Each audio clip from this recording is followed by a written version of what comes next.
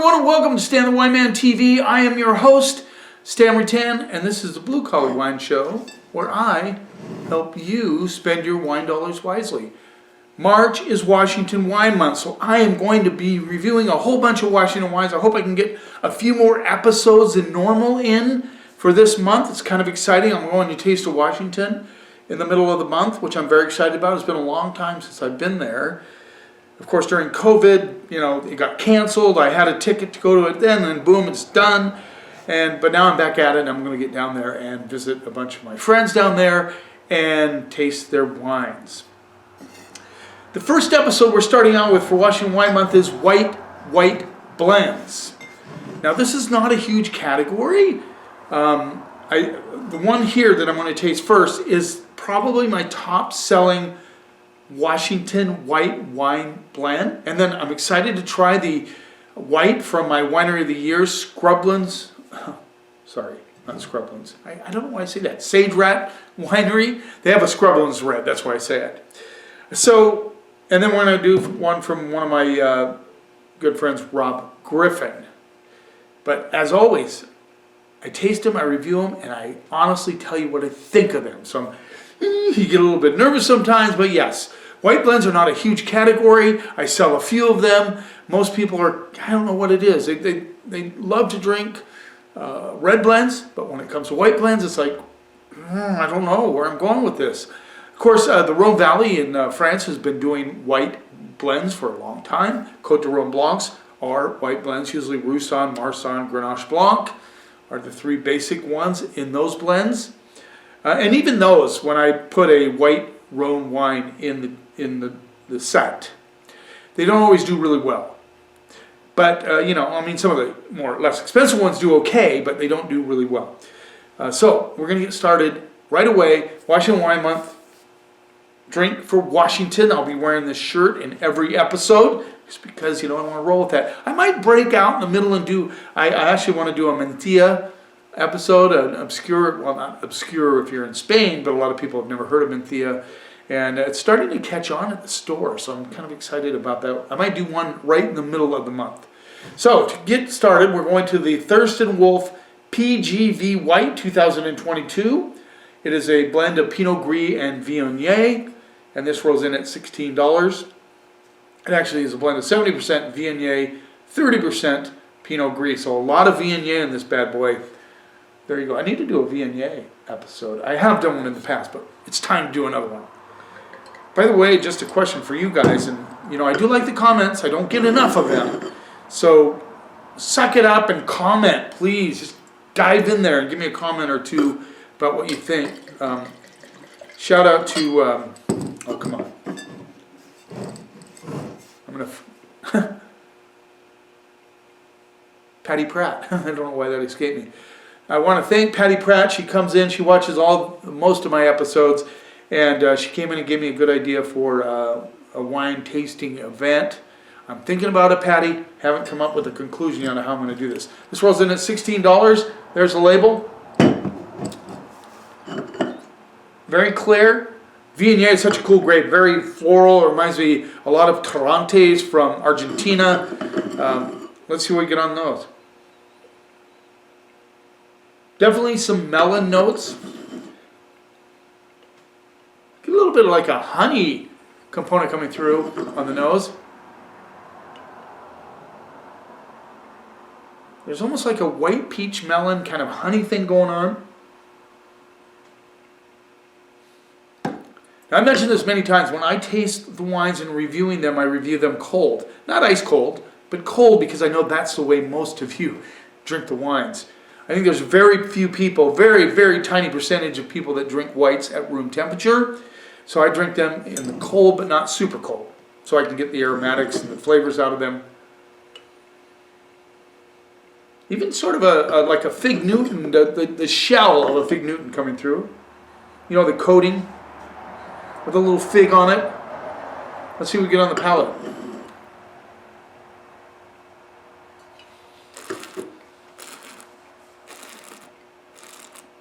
Boy, the fruit notes really come through on the palate. Very rich. I get a little apricot, peach, mango.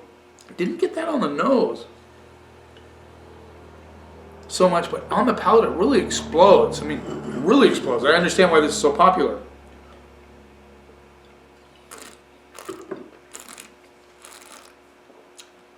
That honey that I got on the nose comes through on the palate. It's not sweet, but it's not dry. I would call it medium, right in the middle. It'd be great with a sort of a spicy dish, for sure.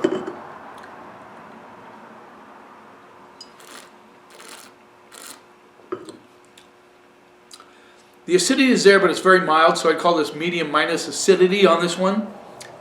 It's not flabby though. It has a nice freshness to it. You can tell that it's predominantly Viognier because of those apricot, mango flavors that come through. That's Viognier at its best. And the Pinot Gris gives it a little bit of that melon, maybe a little bit of apple coming through as well.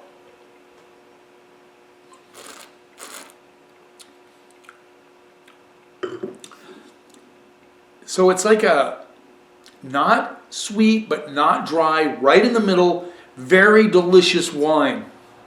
And it's well made. I mean, it has good balance. It has that freshness. It has a lot of good things going on.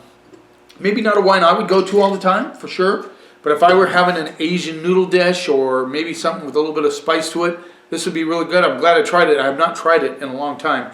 So I'm going to go straight up B on that. I think it's a good wine, above average, nicely structured, nicely balanced wine. And I can see why a lot of people like this wine. We sell quite a bit at the store, year round actually. So now we're going to move. I'm not sure where to go with this one. Well, I think I'll go here. So this is from Sage Rat Winery, my winery of the year for 2024. This is their Ratto Bianco 2023, just released. I just got my hands on a bottle. This rolls in at $22. Now because I never tasted any of his whites, Dusty Jenkins, the winemaker and owner of the winery, I based my decision about winery of the year based on the red. So I'm a little bit curious about this one. It is, get this, 50% Riesling, 25% Pinot Grigio, and 25% Orange Muscat. So very interesting blend. There's the label. There's the back label, by the way. And I love it, the fact both of these guys give the percentages of the wines on there, of the grapes. That's really cool. I love that. So a little bit golden color, fairly light, but there's a little golden hue to it. Let's see what we get on the nose. Oh, wow. This has a lot of aromatics. I get a lot of orange. I'm getting mango, apricot. Yeah, so very expressive on the nose. Let's see what we get on the palate.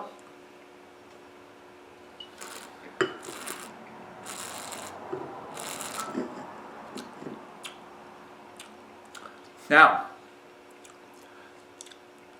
Thurston Wolf was kind of mild, very medium, minus acidity. This is up there in the acidity level.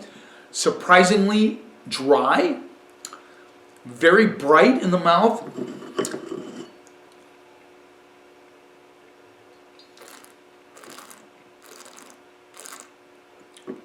You get the citrus notes mingled with the apricot notes and the mango. Very citrusy though on the palate. I like this wine. You talk about a good oyster wine or mussels. Oh, this would be fantastic. It blew me away that it was this dry, really. Very bright, almost juicy in the mouth. I would say medium to medium plus acidity.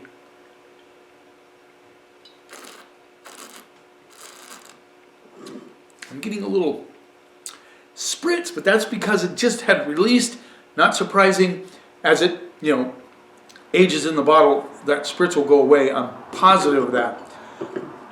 What a surprise! When I first read the label, I go, oh no, what are we running into here? But Dusty Jenkins is doing a nice job with this wine. First time I've ever tried it, and I really like it.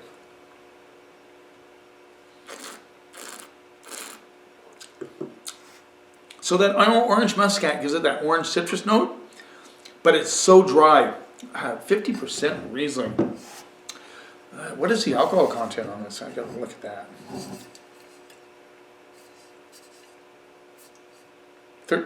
11.5. So it doesn't ripen the fruit. Some of the fruit is not like in the ripe, rich mode, which is cool. I like this wine a lot, mainly because of the dryness of it, the flavors, the complexity. Very complex wine, and I'm pleasantly surprised. Trust me, I've never tried it before. I thought, man, I might have to pan this wine, and I don't really want to. Well, I don't have to.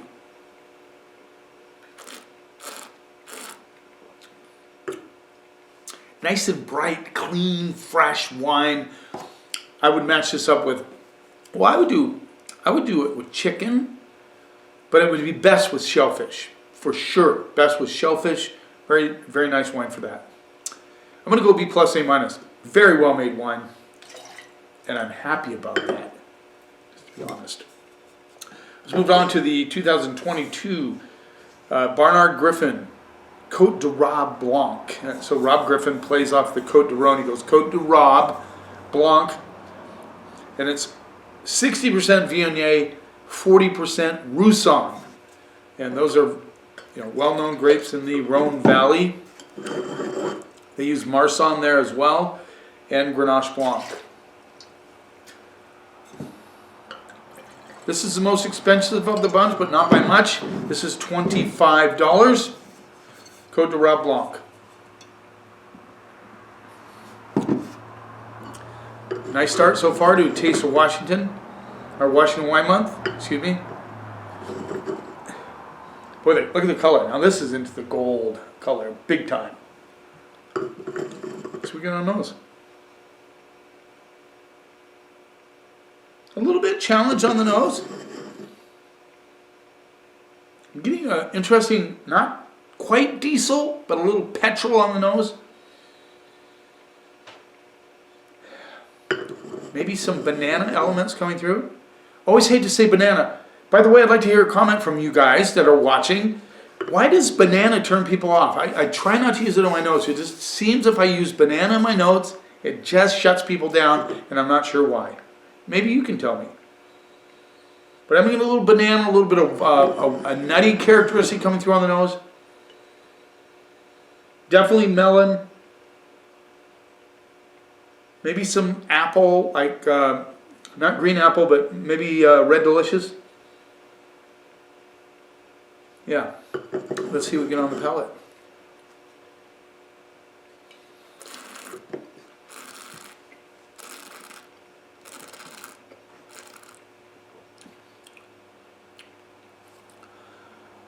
So that nuttiness comes through. I get a little bit of a lemon oil component. Some banana notes coming through. It is. The backside, there's some very interesting thing coming through. I can't quite put my finger on it. Well, I get that lemon oil thing coming through. There is a little bit of an apricot note there as well.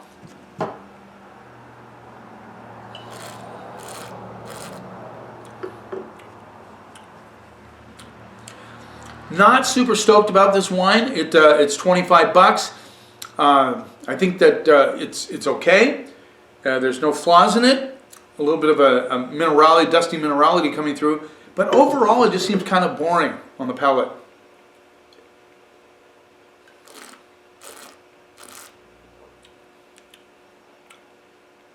Those apricot notes come through on the backside. But like I said, nothing really pops. It just kind of is there, kind of dull. You want to get it dull. It's like watching a comedian that never really hits a really good joke. And you just like shut it off because you're like, oh my God, this guy's not even funny at all. So this is dull. It's just not there. At $25 for 22 for 16.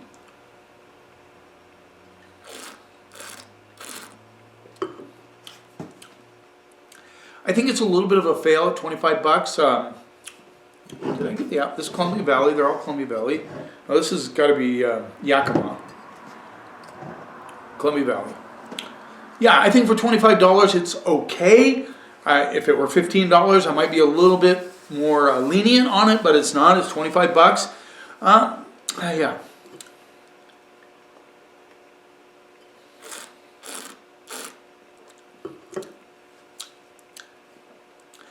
I'm going to go CC+. I think it's average, maybe a little above average, but nothing better than that. And, I wouldn't encourage people to spend 25 bucks on this wine. Just saying. There you have it. Beginning of Washington Wine Month, 2 out of 3 ain't bad, as they say. 2 out of 3 ain't bad. So I'm looking forward to reviewing more Washington wines. I'm here to help you spend your wine dollars wisely, and no, yes, yes. There we go. Thanks for taking a little time of your day. If you haven't subscribed to my channel yet, think about it, please. That way you can see what's coming up, and you'll see all these reviews of Washington wines, and maybe a little Mentilla episode in between. Hey, by the way, I'm on TikTok now, Stan the Wine Man, doing a little in the day of the life thing. It was a suggestion by one of those sales reps that calls on me, and I really like it, the concept. I just need to work on my presentation a little bit more. You keep watching, and I'll keep helping you spend your wine dollars wisely.